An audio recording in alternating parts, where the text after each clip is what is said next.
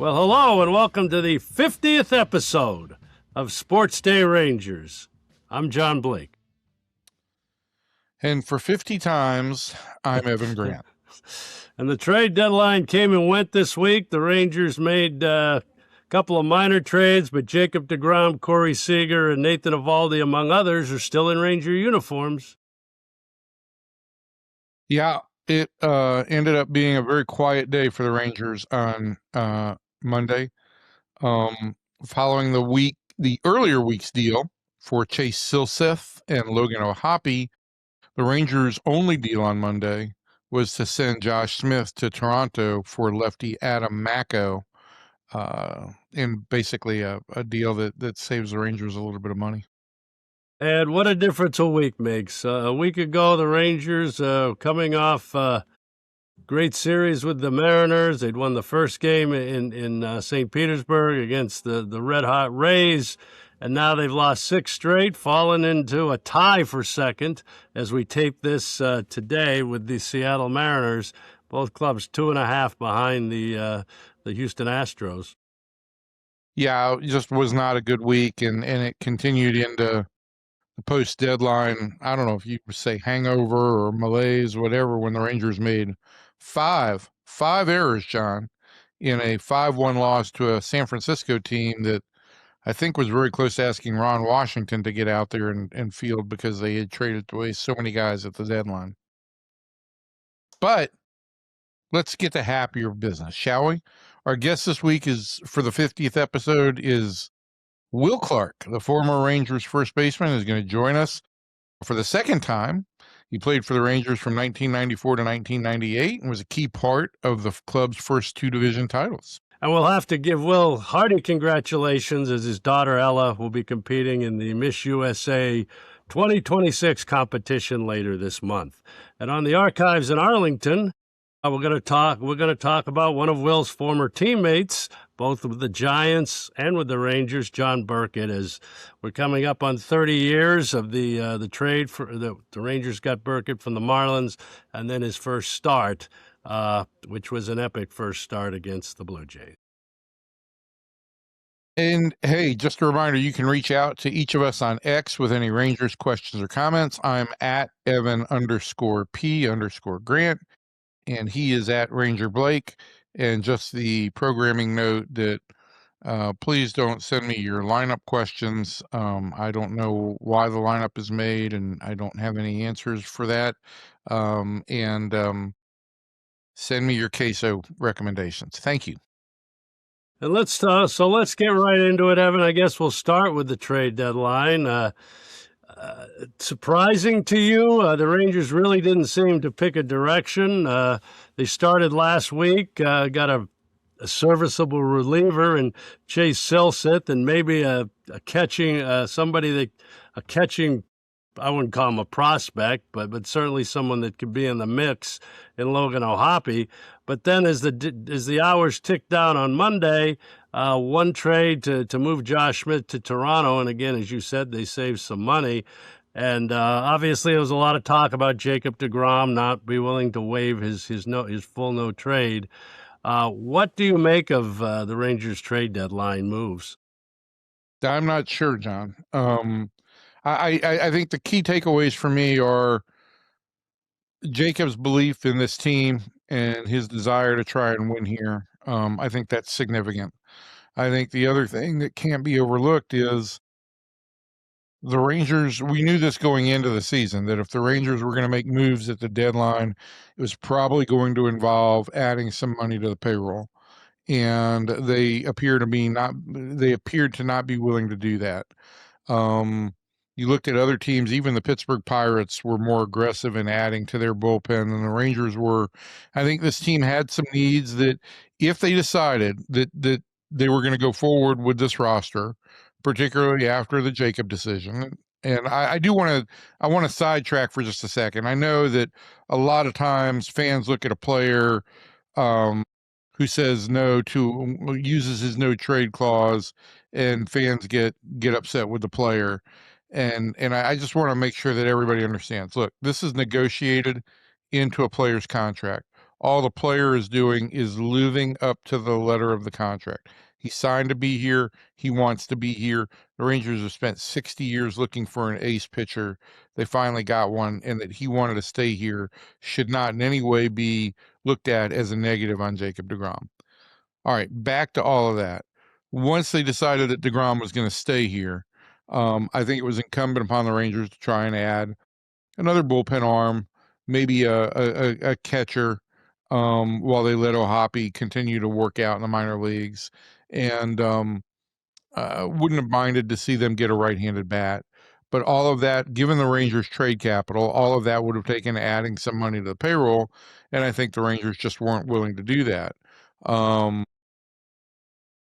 So those are my takeaways. And, I have some long-term questions about what's going to happen here. But for the time being, I go back to Jacob deGrom's words about believing in this team and thinking that they can win. They're 2.5 games out as we tape this in the American League West. There's certainly the possibility, if they get healthy and get productive, that they can go on a run. I just know that I say those words, and even I sometimes question myself because this team hasn't demonstrated that in the last 2.5 years. And getting healthy, there's obviously a litany of guys who are, I don't know if you'd call them on the doorstep, but Jordan Montgomery, Cody Bradford, hopefully Josh Young. You heard some encouraging news on Kyle Higashioka. But in case of Montgomery and Bradford, they haven't, it's not like they haven't pitched in a big league game in 2 years for the most part. It's going to take time to ramp it up. Jack Leiter threw a live BP yesterday, but, that's also going to take time to ramp up, right? Once you get back on a big league mound, pitching in a big league game, I think history shows you don't just fall in it. It takes time. And the other thing is, you bring those guys in, and I don't know what it's going to, you may know more about what the rotation would look like. Maybe Quantrill goes back to the bullpen, but, they're not going to be able to pitch 7 innings right off the bat. No, for sure. And so you'll probably have to piggyback them with somebody. And look, if you do a Montgomery or a Bradford piggyback with Cal Quantrill, you have a lefty-righty situation that you can employ or deploy however you want to do it. The big return would be Josh Young. He would make a difference potentially in the lineup. And I do think that some guys like Nicky Lopez, Nicky's cooled off just a little bit. I think that being able to get Zeke Duran a day off every once in a while will help. And the right-handed element against the left-handed pitchers lately has been really weak because Justin Foscue has gotten cold since the All-Star break. Cam Cauley is looking like a rookie since the All-Star break, and so if you get Young back, I think you become much more of a legitimate opponent against left-handed pitching. There's hope that even hope the Rangers could get Robert Garcia back before the end of the year to help on the left-hand side. We'll see. And that's basically where this club's hope is: get healthy and get on a run. That's the hope for the rest of 2026. And the guys like we've talked about, Nicky Lopez, Elias Diaz, and Cam Cauley. These guys have done yeoman work this year to kind of bring it up. But at the end of the day, it does come back to your key star players to be able to carry you in a pennant race. And then, historically, that has always kind of been the case. You need guys to come in and give you a little bit of a lift, but you need your stars to be stars. So let's look at the division for just a minute, because I wanted to ask your opinion about this. We've seen Houston, we've seen Seattle lately. Very obviously much different results against both teams. Do one of these 3 teams, Rangers, Mariners, Astros, have a club, have the ability to put some space between them and the rest of the division, or is this what you're going to kind of see the rest of the year? Well, listen, all I can tell you is that the Astros, in my mind, have the best player in the American League this year, and that can Right. make a difference, right? Um, But they you, didn't do a whole lot yesterday. I mean, they didn't do a whole lot at the deadline. They got Varsho to help their outfield. Their but starting pitching is still they in. thinned out their pitching a little bit with trading Spencer Arrighetti. So Right. I don't know. I just knew and look, John, I think my observations are skewed because it feels like every time I ever watch Yordan Alvarez play against the Rangers, the guy is unretirable. Right. Right. He's we need to do a segment at some point in time on the greatest Ranger killers of all time, but I can't imagine that there's outside of Miguel Cabrera maybe and Vladdy Trout. Guerrero in his heyday was pretty good. Vladimir Guerrero. I mean, but Jordan is just he just bludgeons this club. So, um, if I'm leaning on somebody over the last 55 games, I'm leaning on a team that can rely on one player to carry them, and the Astros can rely on Jordan Alvarez. He's proven that. Do the Rangers have a guy that can do that? Yeah, they've got a guy in Corey Seager who can do that, but he hasn't demonstrated that yet this year. The Mariners have a guy in Cal Raleigh who theoretically could do that, but he's a 160 hitter for the season. He's a shell of what he was a year ago. So, if you're asking me, does a team have the ability to take control? For me right now, based on the fact that the Astros just swept the Rangers and that they have the best player in the American League, yeah, I think the Astros have the ability to really wrest control of this division. And I want to point out, one thing we pointed out, John, about what takes place in August is that the Rangers have 19 straight games against losing teams to start this month. The Astros also have 19 straight games against losing teams to start this month. So the Rangers' easy schedule, the loss to the Giants aside, the Astros also have an easy schedule to start this month. And then you look at September and teams that maybe you didn't figure 2 months ago. The Twins are playing better. The Rangers end the season in Minnesota. They got to play the Red Sox again, and again the Rays come in. So I mean, and we've talked about this all season. It seems like a broken record. Okay, the Rangers are now have this stretch of teams that have losing records, and it hasn't, at least to this point, really added up to any continued sustained success. Correct. I mean, there's just no other way to say it. We've said it a million times. Yes. No, So they've not found any way to have any sustainable, continued, consistent success. what can you tell? Just okay. Looking at the trade deadline here. Let's talk a little bit about Silseth and Mako. Silseth is in the big leagues. Mako has been sent to Round Rock. Both those guys can help the bullpen here in the next couple months. I don't know if Mako is going to be a factor before the end of this year. Obviously, he's got 22 games of big league experience as a reliever. The Rangers were a little bit Chris Young and Ross Fenstermaker didn't give a definitive role for Mako for the remainder of this year. He's got the ability to start. So maybe the Rangers look at taking the rest of this year to build him back up as a starter and make him a candidate for the rotation next year. You didn't get a lot yesterday out of the post trade deadline briefing. For one thing, I think Chris Young was worn out. It had been a really exhausting day, and it always is, and it takes a toll on him. And secondly, you're getting these players in, and now you've got to figure out exactly what your direction is. So I think they could go a number of different ways with Mako, but if you factor him in for next year, and you look at, say, you've got DeGrom, Evaldi, Rocker, Leiter. You hope Bradford is finally healthy again. Potentially Mako, and maybe the guys in the minor leagues start to get headed back in the right direction. And Silseth, they said last week he fits right in as kind of that leverage guy in front of Jacob Latz right now, right? Especially with Junis.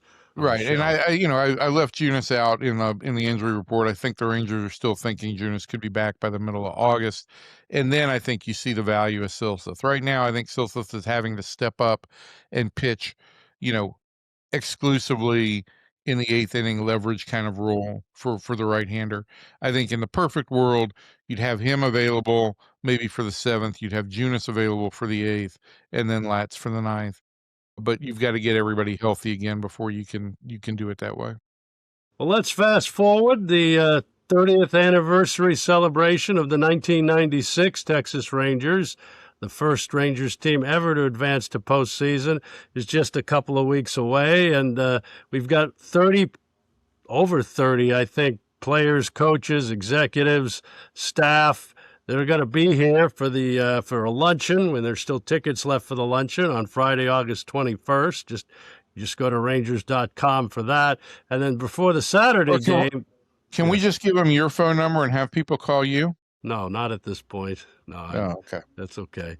And then before Saturday's game against the Angels, 6:05 start that night, we will have an on-field ceremony to honor this group. And like I've said, I think on past podcasts, it's amazing the turnout we've had.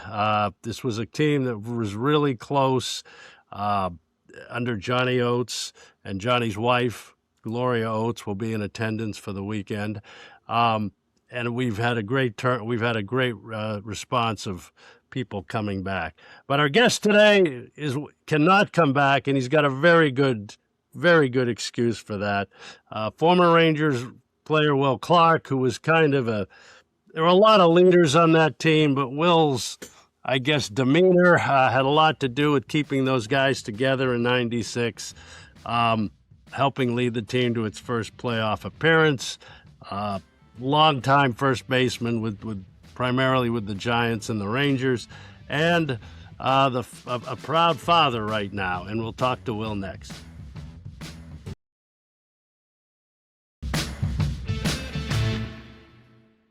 Well, our guest on this week's SportsDay Rangers, and Will, this is our 50th podcast, by the way.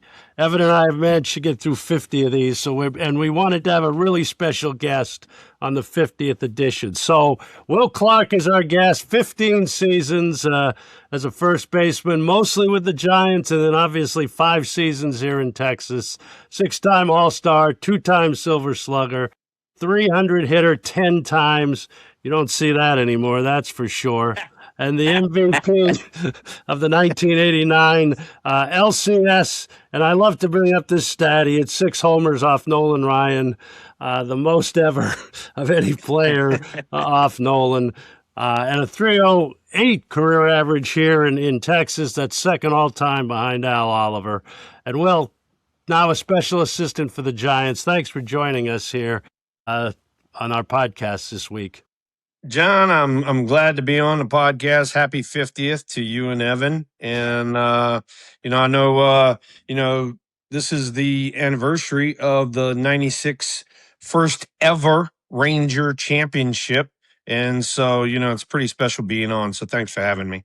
Well, thank you. And we've got about 30 guys coming back. It just kind of shows how close that team was. And that will happen in a couple of weeks. But you're going to be doing, and boy, do I wish you were here, but you'll be doing something even more special as your daughter, Ella, will be competing for the Miss USA in the Miss USA competition in Miami over that time. She was named recently, won the Miss Louisiana USA 2026 pageant.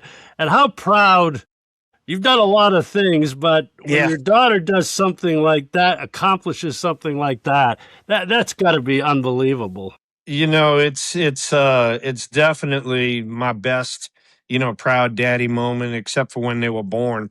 And, she's been doing this pageant stuff for 9 or 10 years now, and it was really one of her goals to win Miss Louisiana. She won it about 2 weeks ago.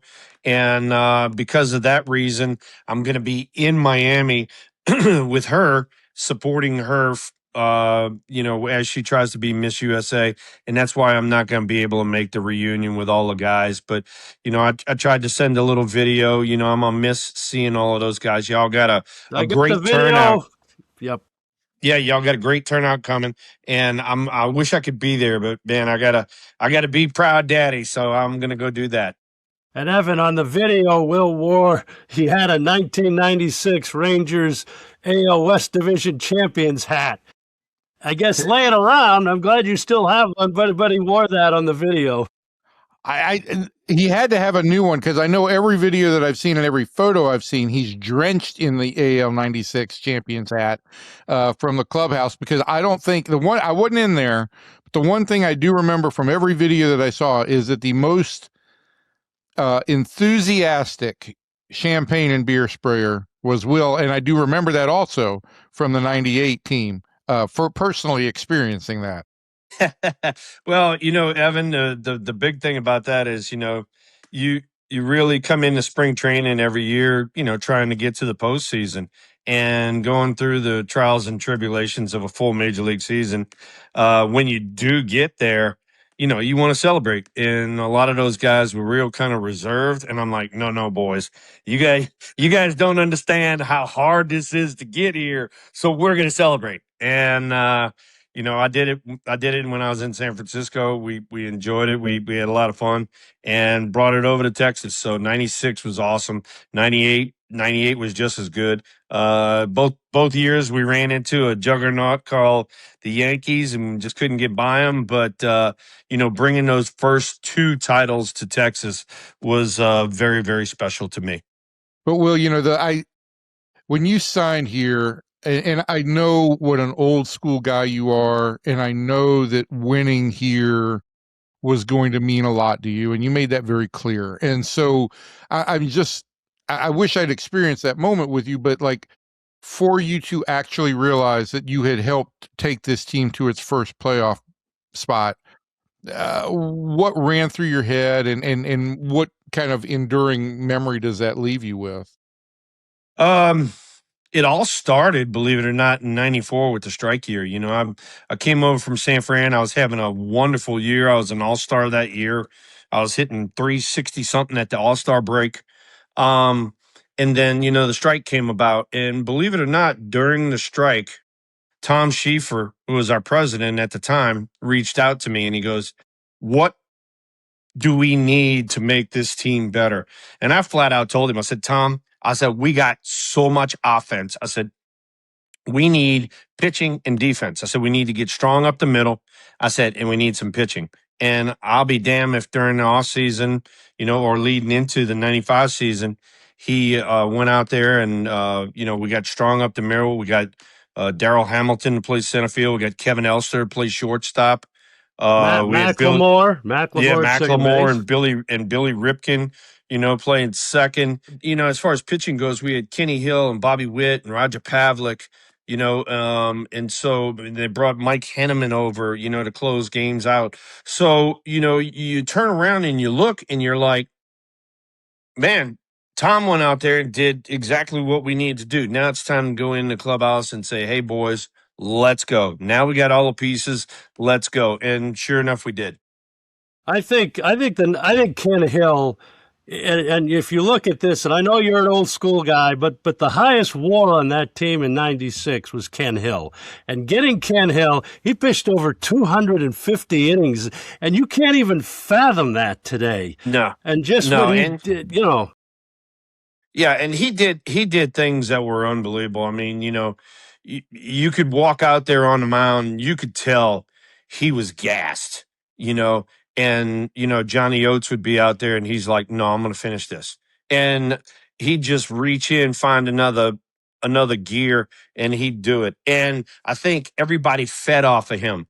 Bobby Witt, like I said, Roger Pavlik, who was a younger player at the time, they all fed off of that, and he was definitely the staff leader. well, let's just talk a little bit about night. When did you think that '96 team had a chance? I guess that, was it spring training? Was it early in that season when we swept the Red Sox and had that great start? When did you think, hey, this club could really be special? Yeah, no, I think I started seeing it coming together in spring training. It was like, oh man, we got pieces to the puzzle here. And then as you said, early in the season, I forget when it was, but sure enough, we swept the Red Sox. And at the time, they were kind of one of the machines in the East. So it's like, well, if we can play with those guys, we can play with anybody. And then, we had some streaks during that season where we got hot and we played extremely good baseball and kind of distanced ourselves. So for Johnny Oates, talk about him all day, and Gloria is coming back for the reunion, which I'm. Oh, that's awesome. She's bringing like all her family and everything, so it means a lot to her. But Johnny's whole, if he could put his same 9 guys on the field, as long as they were healthy every single day, that was what he did. You look at the number of games that Kurt Stillwell and Dave Valley and Rene Gonzalez and guys like Lou Frazier and guys like that played in 96. He believed in keeping the same lineup together every day. You know, when you have the DH, and this was my argument against having the DH for both leagues, but that's another story. When you get the DH and you get especially 3 or 4 guys hot in the lineup, well, those guys aren't coming out. They're going to play. And that's what happened in 96 and leading into 98 too as well, was we always had 3 or 4 guys that were on fire.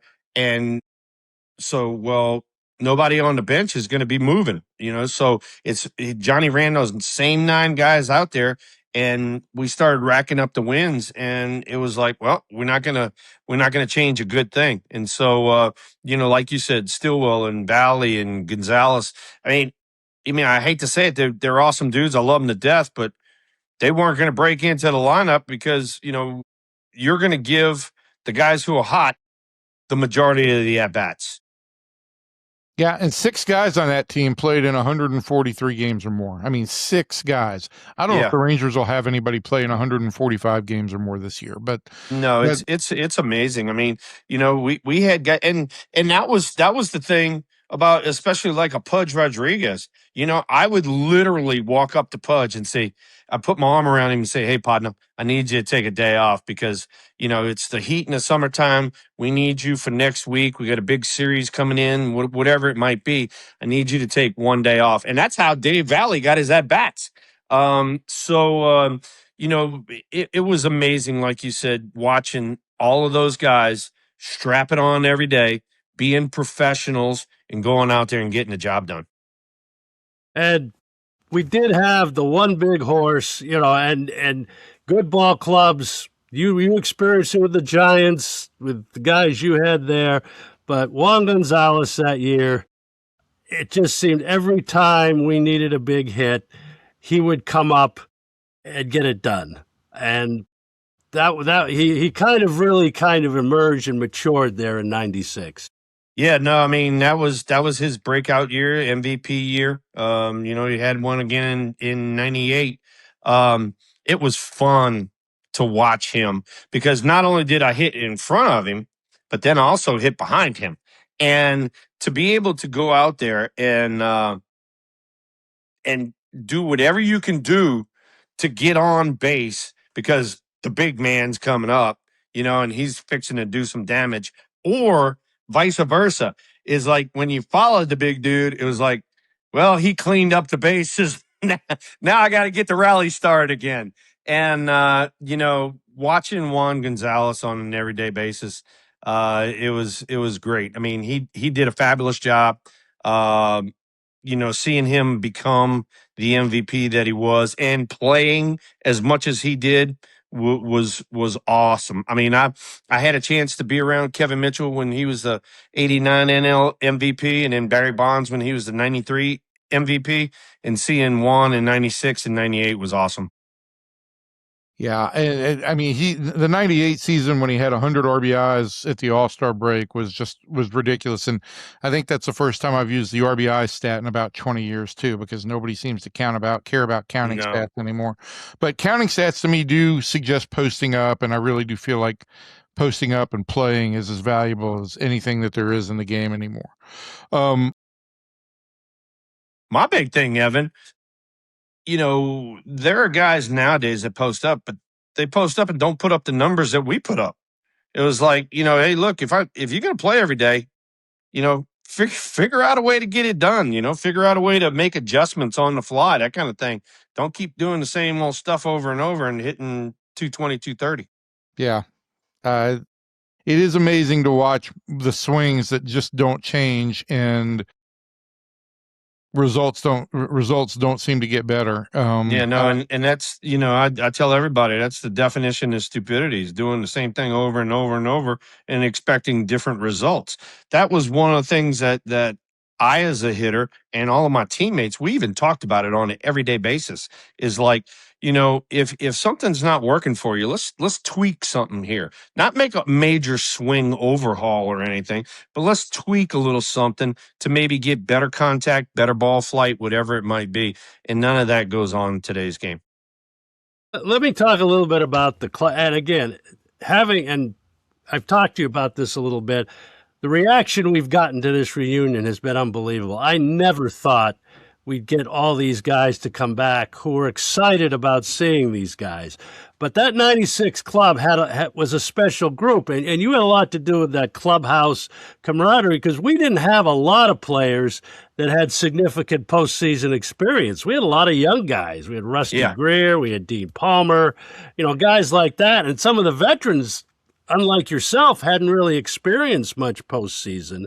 And I know this is but how did that all kind of come together in the clubhouse and it became kind of that tight-knit group? When I came over from San Francisco, we had a little deal where after the games, a lot of the guys would sit around, have a beer, and we'd just talk shop and say, hey, look, you didn't get in the right cutoff position. What were you thinking when you threw this pitch and this count to that guy? And we kind of almost, I hate to say it because we were big leaguers, but we all almost relearned the game. And, when I was in Texas, I brought that over there, and the guys like Rusty Greer, as you mentioned, Dean Palmer, guys like that, man, they just fell into the program, and they were like, man, we've never been around something like this before. And that's what I would say is, like, that's how you gel as a team. That's how you come together as a unit and you play, for each other out there instead of playing for individuals. And the guys bought into it in the clubhouse. We had some great leaders in our own right. Like I said before, Henneman took care of, all the bullpen dudes. Myself, Mickey Tettleton, we were kind of the more veterans, in the middle of the lineup. And, you look up and we're doing a great job in winning the division. And there were some great stories about off-day events. Kevin Elster having a birthday party for his dog, and, Kevin Gross it was George Strait, I think, right? It was Toby Keith. Toby Keith, right? That he got together, and that made a difference too, right? It brought everybody. It brought everybody together.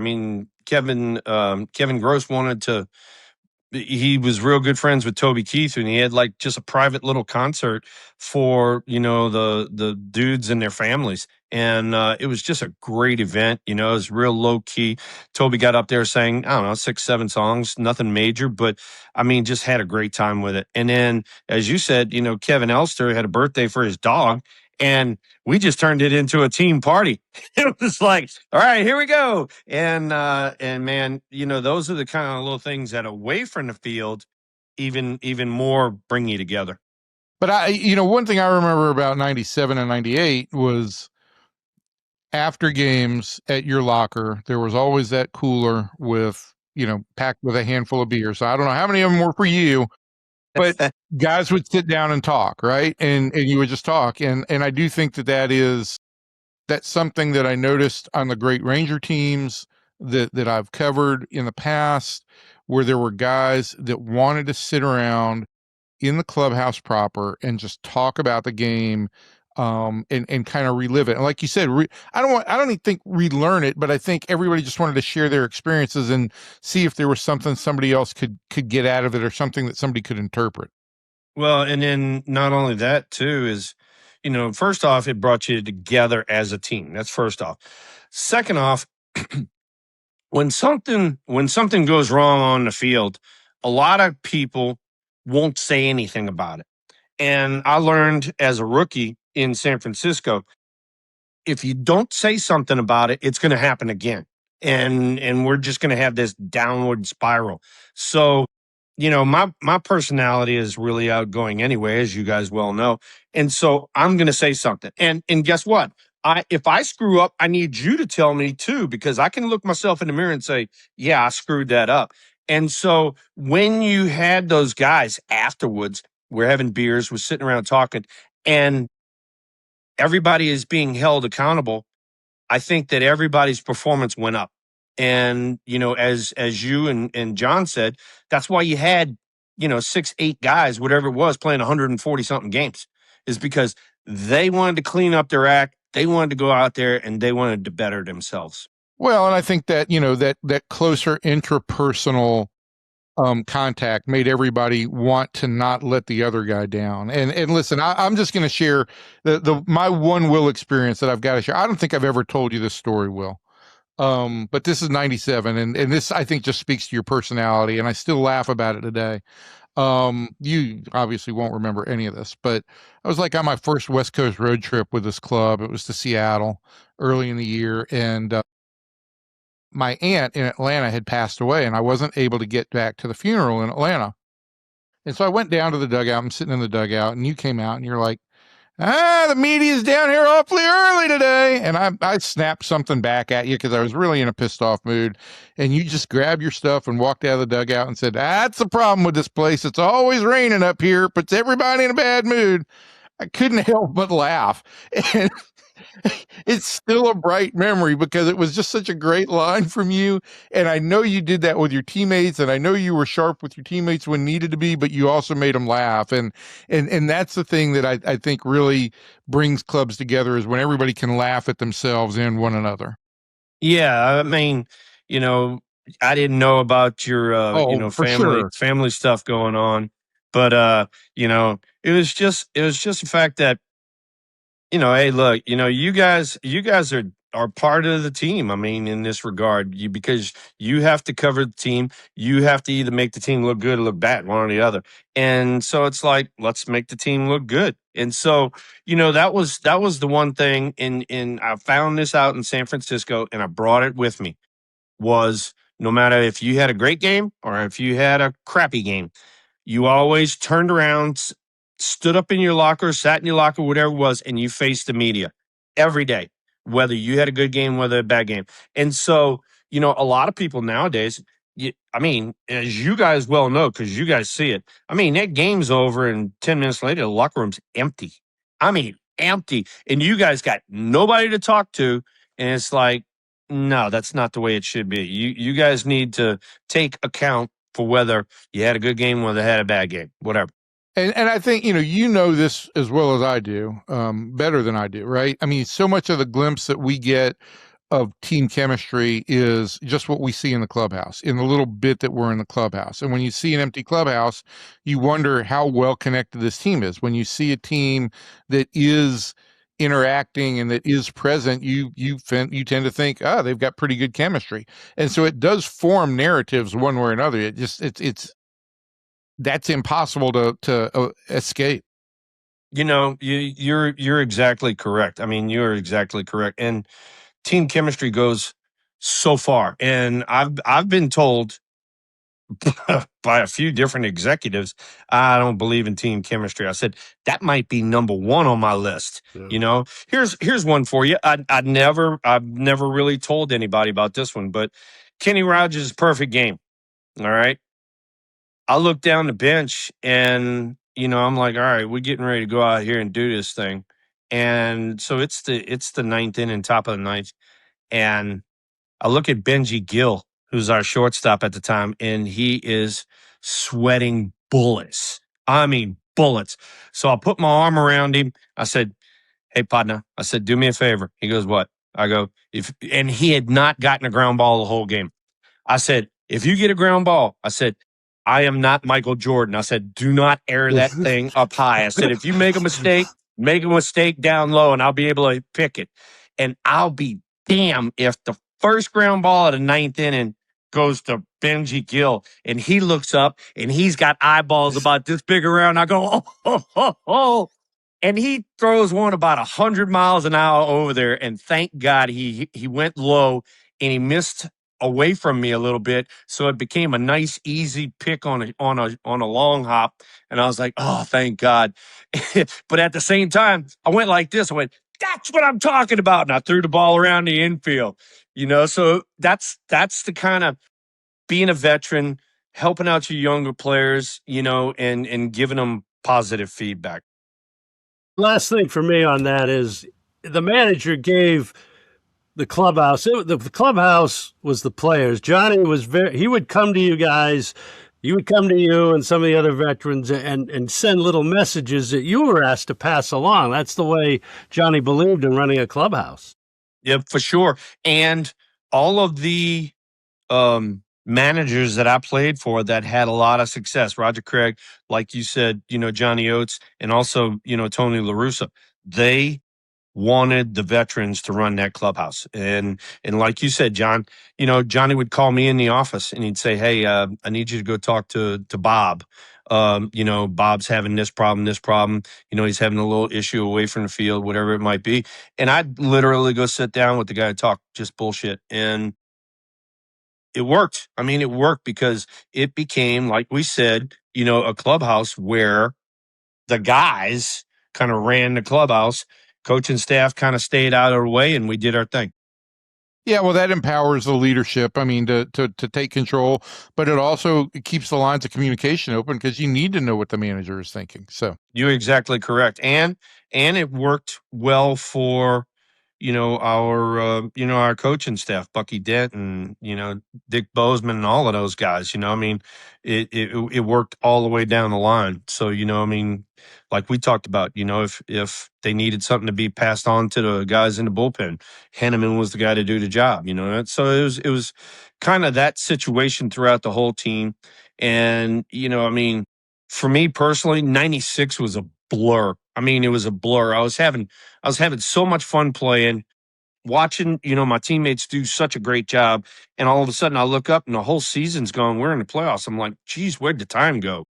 Do you ever think about what if for that playoff series we had the lead in all 4 games, and the Yankees obviously were a juggernaut as they proved in the postseason and against the Braves and everybody.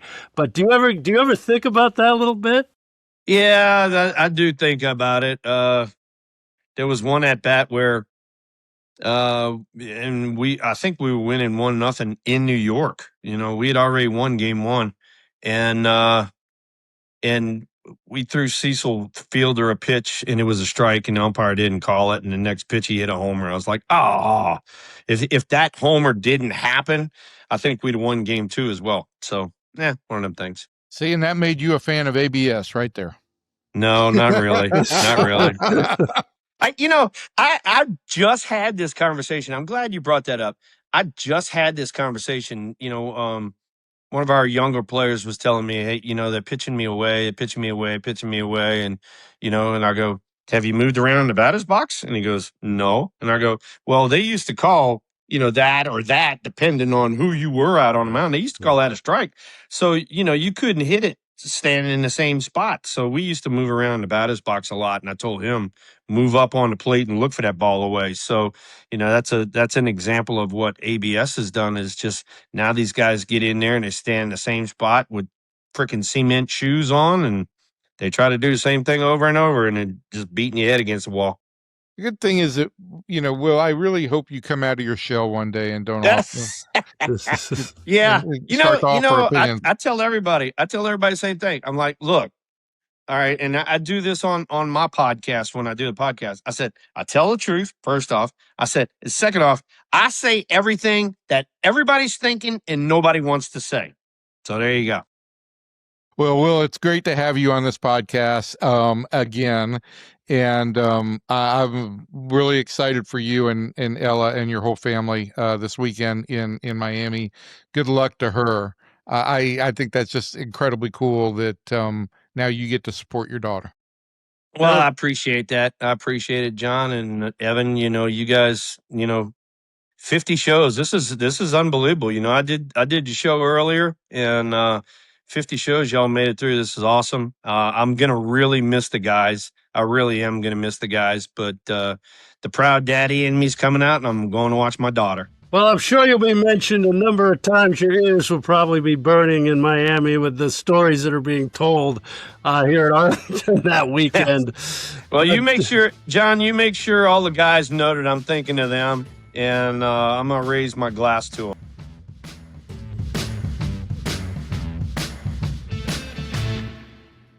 Well, always a pleasure talking to Will Clark. I wish he could come to the reunion, but he's got a really good excuse, and I wish his daughter well in that competition. But always has good opinions and was a major force on that team.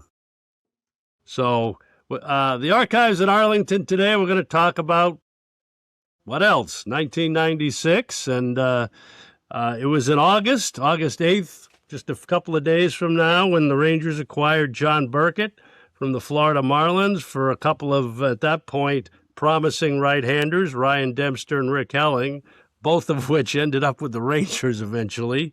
But it was Berkey's debut 3 days later in Toronto, August 11th, 1996. The Rangers had been kind of struggling at this point. 2 nights earlier, Dave Valley had given his, I guess you'd call it, famous clubhouse speech to the team.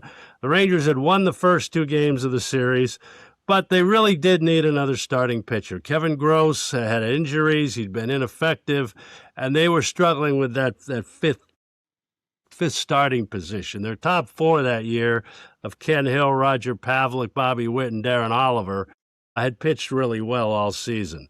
But in that game, 3 days after being traded to the Rangers, Burkett joined the team in Toronto, and he threw a complete game shutout against the Blue Jays. 6 hits, a walk, 8 strikeouts to complete the 3-game sweep. And he became just the second Ranger pitcher to ever throw a complete game shutout in his debut for Texas. And the other one was Hall of Famer Ferguson Jenkins in his first start of the 1974 season. Burkett was 5-2 in 10 starts down the stretch, won game 1 of the ALDS, and also had another big game, Evan, for the Rangers on September 21st when they were reeling 5 straight losses. Their lead had gone down to 1 game, losing a tough game on a Friday night in Anaheim. He came back on Saturday, allowed a run in 8 innings, snapped that 5-game losing streak. The Rangers went on to win the division. So you were pretty familiar with John Burkett in Florida. And then got a chance to deal with him the last 3 years he was in Texas when he wasn't, he had an ERA of around 5 in those 3 years, but 1996 was a different story. Yeah, I mean, all I remember, obviously, because I was in the Marlins clubhouse at that point in time, was being very disappointed that Berkey had been traded because he was hilarious to talk to, very accountable, and enjoyed very much, dealing with him. Didn't know that 3 months after that season, I'd get to be reunited with him here in Texas. But the Marlins were very excited about getting the young Ryan Dempster and thought that there were real possibilities for Rick Helling, who then a year later was traded back to the Rangers. Look, Berkey had been through some pennant races in San Francisco before the strike, and I think he really relished the opportunity to come here and pitch for something that mattered, and I think that really, I really think that powered him a little bit, and clearly he was a great addition, all the way into the playoffs, winning game 1, but I remember that day just being sad that I was going to have to look to somebody else for great quotes on the pitching staff, because I wasn't getting them from Kevin Brown at that point in time. Oh, we could spend a segment on Kevin Brown sometime. We both probably have stories about him. And again, that one playoff win, game 1 of 1996, the Rangers didn't win another playoff game until 2010. So that was a trivia question for a long time. So. But Berkey will be here for that 30th anniversary, and I hope everybody listening out here that's a Rangers fan will join us for that 30th anniversary weekend coming up now in just a couple of weeks. So with that, the 50th podcast for SportsDay Rangers is history. Evan, we've made it through 50. Do you think we can make it through another 50? I don't know. The over-under was, I think, 22, Will Clark's number. But we have made it through 50, and I am still surviving, and so are you. So I hope people enjoy listening to this. And my goal is to get through, sure, another 50 if you, Grandpa, will stick around long enough to do this. Well, I enjoy doing it. It's fun talking to the former players, and we've had some current guys on, and it's fun to also be somewhat topical, and we'll see what happens over the last 2 months. But for right now, we'll see you all next week.